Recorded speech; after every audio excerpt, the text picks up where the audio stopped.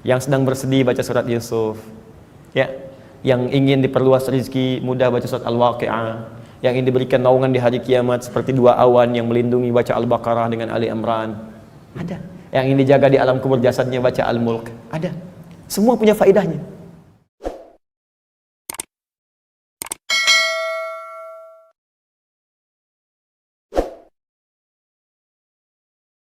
Pertama, kalau iman kita ingin kuat, ingin mantap, maka yang pertama, man amana billah, dia mesti yakin tanpa ragu pada semua ketentuan Allah. Ingat Bu ya, Pak ya, iman itu pengertian dasarnya yakin jangan ragu. Itu poinnya. Yakin jangan ragu. Ya, semua yang yakin-yakin itu sudah pasti amalan hati, Pak, Bu. Sudah pasti hati itu. Bukan amalan lisan. Kalau lisan bisa berubah. Kalau sudah sampai ke hati jadi komitmen. Ya, aku mencintaimu. Jangan percaya. Tuliskan cintamu itu dengan menuliskan namaku di buku nikah kita. Catat. Baik. Sebab cinta juga sama. Cinta itu kan masalah hati. Dari mata turun ke hati. Makanya ketika dilamar, ibu mengatakan kepada anaknya, sudah mantap belum hatimu? Yakin belum? Yakin itu amalan hati. Sentuhlah ia tepat di hatinya, maka ia akan jadi milikmu untuk selamanya. Hati. Ayo bikin status. Iman juga hati. Makanya ketika ada orang beriman dengan lisan, itu dikoreksi oleh Allah. Iman itu bukan di lisan, kata Allah, di hati.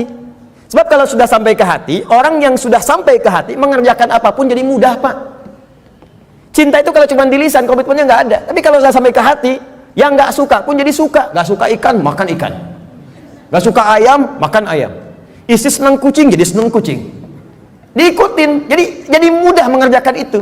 Ada orang Arab berkata, Quran surah ke-49 ayat ke-14, Quran surah Al-Hujurat ayat ke-14. Ada Arab Badui datang ke Nabi. Dia mengatakan begini, qalatil a'rabu amanna. Datang sekelompok Arab Badui berkata pada Rasulullah SAW, kami telah beriman. Cuman di lisan, belum sampai ke hati. Langsung jawaban turun dari Allah dikoreksi. Qul lam tu'minu. Katakan Muhammad pada orang-orang ini, kalian belum serius imannya. Walakin qulu aslamna. Tapi cukup katakan kami baru masuk Islam. Karena syarat masuk Islam pertama kali mengucapkan kalimat iman di lisan. Asyhadu an la ilaha, aku bersaksi bahwa tiada Tuhan selain Allah. Man amana billah, baru di lisan. Belum selesai ayatnya. Walamma yadkhulul imanu fi qulubikum. Sementara imannya belum masuk ke hati. Karena belum masuk ke hati, susah mengerjakan ketentuan Allah. Itu masalahnya. Jikalau kita sudah masuk ke hati imannya, mengerjakan apapun gampang, Bu, Pak. Gampang. Bahkan Allah belum perintahkan, sudah ditunggu. Oh, asar jam berapa ya? Oh, Masya Allah, jam 2.59. Dari jam 2 udah siap-siap. Padahal asar aja masih 1 jam lagi. Tuh. Ya, ada yang subuhnya itu kan jam 4:06. Ini jam 3 udah bangun. Padahal subuh aja belum.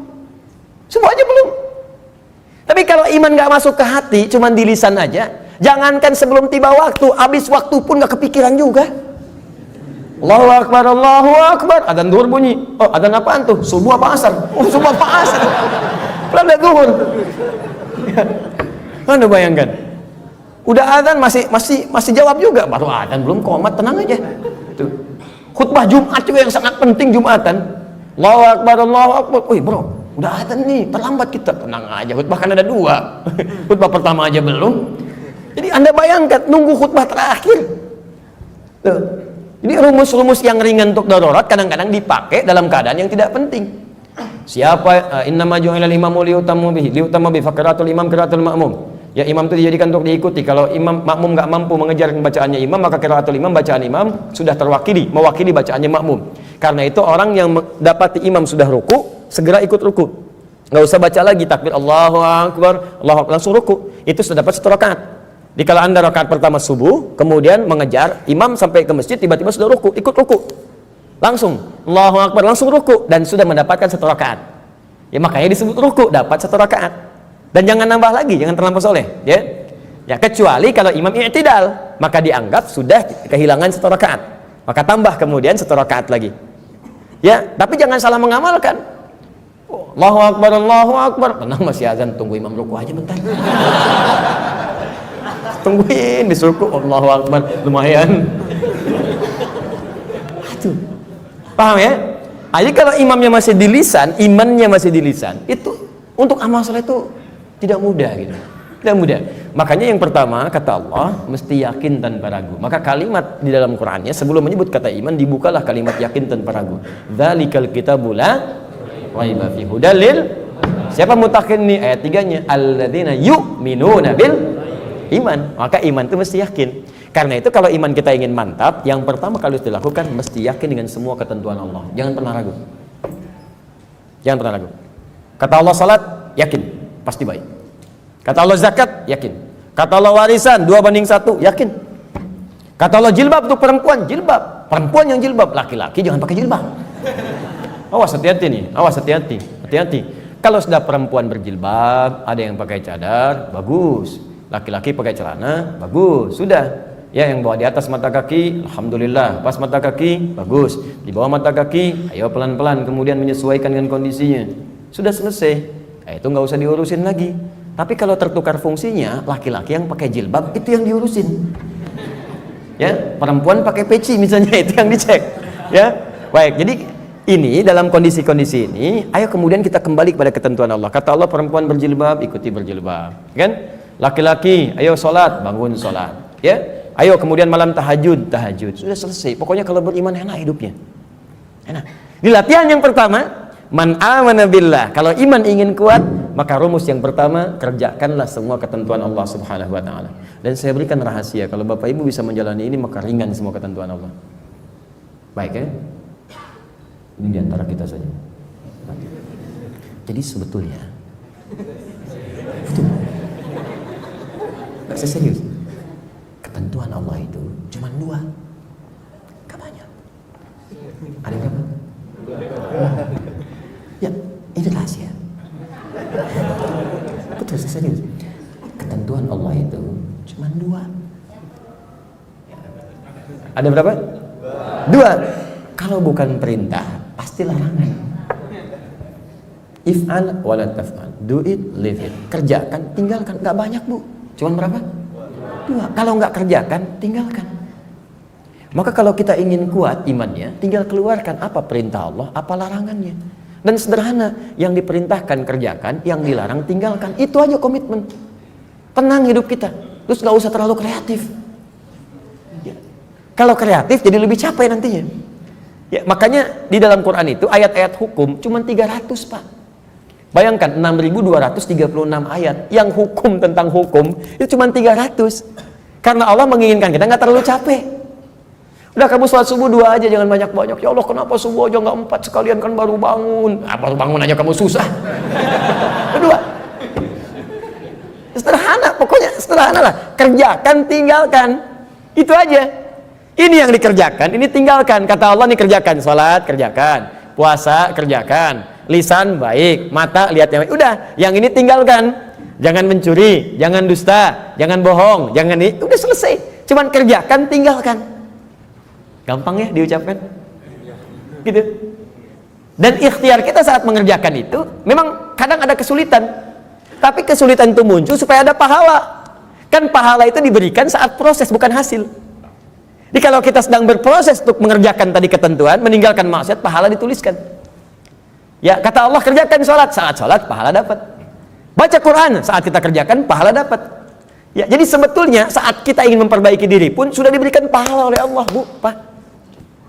Kurang baik apalagi Allah. Ini bagian yang pertama. Jadi kalau kita ingin melatih iman kita kuat, keluarkan semua ketentuan Allah. Makanya diteruskan di ayat selanjutnya sebagai detailnya. Anda bertanya, ya Allah, apa aja ketentuannya? Kata Allah, wa aqamas shalah. Tuh. Wa ataz zakah. Ada ketentuanku yang terkait dengan ibadah fisik, namanya sholat. Kalian gak usah bayar. Makanya nggak pernah ada orang sholat bayar. Permisi pada kayak ini Masjidul Bahri, iya. Mohon izin Pak, saya malam mau tahajud di sini, boleh? Oh boleh. Berapa rakaat? 11 Pak. Ya udah ya, setiap rakaatnya 50.000. Nggak ada. Sholat tuh amalan fisik. Fisik. Coba Bapak Ibu kalau nggak percaya, silahkan. Kata Allah tadi apa? Orang beriman pasti tenang. Masih ingat ayatnya? Baik ya? Masih ingat ayatnya? Saya tambahkan satu ayat lagi supaya nggak lupa. Quran surah 6 ayat 82. Quran surah 6 ayat 82. alladzina amanu wa lam yalbisu imanahum bidzulmin ulaika lahumul amnu wa hum muhtadun. Orang-orang yang benar imannya dan tidak mencampur adukan dengan keburukan dalam hidupnya, maka aku jamin akan tenang hidupnya, aman. Ya, lihat, saya ingin aman ya Allah, yakin dengan ketentuanku. Siap ya Allah, bagaimana caranya? Ini kerjakan ketentuanku. Baik ya Allah, apa ketentuanmu? Salat. Salat. Makanya ketika Bapak Ibu salat, akan cenderung hati kita merasa tenang. Itu jaminan. Gak percaya demi Allah saya katakan. Anda gak percaya, silahkan Anda kerjakan.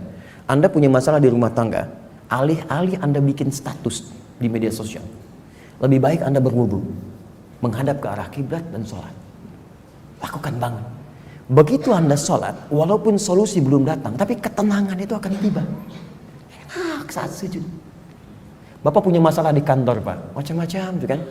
Coba ambil wudu, ya, kemudian sholat, apalagi ke masjid, mau tahiyatul masjid, mau sholat duha, ya, sholat Anda 2 rakaat. Begitu Anda sholat atau sholat wudu, begitu Anda sholat, tenang Pak hati Pak. Walaupun mungkin solusi belum datang, tapi ketenangan itu bagus. Dan tenang itu setengah dari solusi yang kita dambakan. Gak percaya silakan. Kata Allah baca Quran, faqra'u ma tayassara minal Quran, ya. Anda belum bisa sholat, ambil wudhu, buka mushaf, baca Quran. Demi Allah saya katakan, begitu mushaf dibuka, ketenangan akan tiba. Apalagi ketika dibacakan itu, ya. Ya Allah, saya ikhlas dengan musibah ini. Buka suratnya Al-Ikhlas. Qul huwallahu ahad. Makanya Nabi sering memberikan fadilah dalam surat Al-Quran. Yang sedang bersedih baca surat Yusuf, ya. Yang ingin diperluas rezeki mudah baca surat Al-Waqi'ah. Yang ingin diberikan naungan di hari kiamat seperti 2 awan yang melindungi baca Al-Baqarah dengan Ali Imran. Ada. Yang ingin dijaga di alam kubur jasadnya baca Al-Mulk. Ada. Semua punya faedahnya. Makanya silahkan Pak, biasakan baca Quran, baca Quran, baca Quran. Bahkan baru Anda buka dibaca setiap huruf ya diberi 10 pahalanya. Kalau sholat selesai baru 10, Quran sehuruf 10. Masya Allah, berapa dosa yang dikumpulkan? Dosa itu kan kalau dikerjakan 1 kan, mata 1 salah, telinga 1 salah. Berapa kali mata salah dalam sehari? Hitung. Terus untuk nutupnya bagaimana? Kan konsepnya begini, dosa pahala, dosa pahala. Kalau dosa ingin gugur, pahala mesti banyak, gitu kan? Maka Anda mesti cerdas, cari banyak amalan yang pahalanya melimpah. Baca Quran. Duh, dosa berapa hari ini? Allahu Akbar 15, banyak banget 15. Toha. Beres 20. Kan nggak ada orang baca Quran cuma 2 huruf. Ya. Oh, roman-romannya nih salah 5 hari ini. Nun, nah dulu deh. Pasti banyak. Nah, itu kalau rumus mengentaskan perdosaan. Tapi kalau kita ingin mendapatkan kekuatan iman, rajin baca Quran, punya program. Sehari 1 juz. Kalau susah bagi Pak, Bu. Bagi 5 waktu sholat, paling gampang. Ya, misal Anda sholat sehari kan pasti 5 waktu kan? 5 waktu kan? Baik, 17 rakaat. 1 juz bagi 5. Ya, misal juz pertama itu Al-Fatihah simpanlah, tinggal Al-Baqarah 141. Bagi 5, 28. Ya, setiap 1 kali sholat 28. Setelah sholat, sebelum sholat bagi 2, 14. Sebelum subuh 14, setelah subuh 14. Sebelum zuhur 14, setelah subuh zuhur 14. 14 ayat itu kan nggak banyak, paling 5 menit. Tapi itu memberikan ketenangan pada jiwa. Oke, sahabat-sahabat Nabi, saya lihat teman-teman ada yang bisnis, berusaha, ada yang di kantor, di mana-mana. Itu sahabat Nabi itu sebelum berangkat sholat dulu di rumah. Kadang nunggu sampai suruh, maaf di masjid, ke masjid. Dari masjid mulainya, di berangkat ke kantor itu tenang gitu, enak. Udah gitu pulang dari kantor, Pak, ini rahasia ya.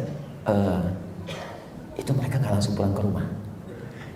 Diselesai bekerja, mampir dulu ke masjid, Pak. Kalau Bapak mau praktekkan silahkan ya, pulang dari kantor ke masjid dulu. Dan itu auranya, keadaan dirinya akan beda Pak. Jadi yang dibawa ke rumah itu bukan aura kantor, aura masjid. Dan begitu Anda pulang dari kantor, bekerja ke masjid dulu.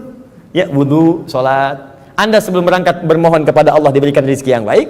Pulang dari ikhtiar di kantor ke masjid dulu. Bertawakal kepada Allah dengan ikhtiar yang telah dikerjakan. Ya Allah, aku telah berikhtiar seperti apa yang telah Engkau perintahkan. Sekarang aku bertawakal dari rezeki apa yang telah Engkau tetapkan. Pulang ke rumah yang dibawa aura masjid, tenang. Ini melihat istri itu enak gitu. Dan anak-anak tenang karena yang kita dapatkan itu adalah aura-aura masjid. Kalau kadang-kadang langsung ke rumah tuh beda, apalagi di jalan macet tuh kan. Pampim, proyek belum selesai. Wah, suasana bising, nyampe rumah. Assalamualaikum, Papa, diam kamu. Wah. Ya, saya sering katakan kadang keluarga itu yang ditunggu bapaknya. bukan status Anda di kantor. Anda boleh jadi direktur, tapi demi Allah saya yakin betul anak Anda nggak akan panggil Anda pulang ke rumah, Pak Direktur, nggak ada. Ibu manajer, nggak ada. Ayah, papi, abi, ya kan? Itu, daddy, itu yang diinginkan. Ya, abati, itu yang diinginkan. Saya seumur-umur pulang ke rumah nggak pernah disebut Ustadz. Ada tuh. Buya. Pokoknya hilang lah semua penat segala rupa tuh. Anak saya yang pertama 3 tahun tuh siang tunggu bapaknya nggak ada, nungguin Pak, ternyata Pak. Kadang air mata kita udah keluar, anak kita nungguin gitu kan. Nunggu pulang ke rumah jam 9 dia bangun. Pintu rumah depan. Buya, Masya Allah. Kelihatan wajahnya itu ceria. Main bola yuk, main bola jam 9 malam, Masya Allah. Ada orang lihat pertanyaan kayak gini kan, wajah-wajah kayak antum, pulang ke rumah, buya, hilang itu semua. Ya, main bola yuk, main bola kita. Masih mending langsung main, ya kuda-kudaan dulu. Kita jadi kuda, dia naik kan. Tapi enak aja, nikmat. Dia main, ketawa, dia ketawa, keringetan, tidur, gantiin bajunya, tidur, peluk, selesai, enak sampai subuh. Besoknya kita berangkat, ya istri kita, ibunya bisikin, nah kalau malam nanti jangan langsung main, Buya capek, istirahat dulu, pijitin dulu, bener dikerjain. Datang, Buya, capek ya? Kakak pijitin, ya bobot dulu, tarik tangan gitu, bawa ke kamar. Kejadian tuh malam, Masya Allah, saya diem, ayo ya, bobot dulu, pijitin ya. Air mata mengalir, tak terasa gitu, pijit. Ya, baru 3 detik, ya bobot dulu, bobot. Tiduran kita, baru 2 detik tidur, ya bangun, main bola yuk. Tapi ya nggak apa-apa gitu, nggak apa-apa, kita kerjain aja. Emang berharap Pak ketemu bapaknya, nggak lama. Ya makanya di Quran itu sering disebutkan bapak dengan anak, Luqman dengan anaknya, ya kan? Yakub dengan Yusuf, masih ingat? Semua anak-anak, Ibrahim dengan Ismail. Kenapa bukan ibu? Karena memang ibu fitrahnya banyak di rumah, sering ketemu ibu. Ayah punya tanggung jawab mencari nafkah, karena itu mesti ada waktu untuk anak di rumah.